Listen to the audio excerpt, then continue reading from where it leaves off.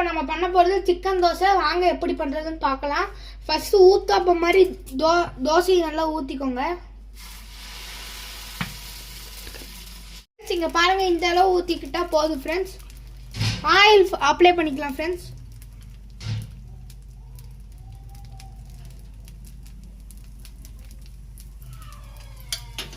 இப்போ சிக்கன் எடுத்து மாவுல வைங்க, அப்போதான் சிக்கனும் நல்லா ஒட்டும். நல்லா அழுத்தி விடுங்க ஃப்ரெண்ட்ஸ், அப்போதான் நல்லா ஒட்டிக்கும் மாவு கூட. சுத்தியும் வைங்க ஃப்ரெண்ட்ஸ்.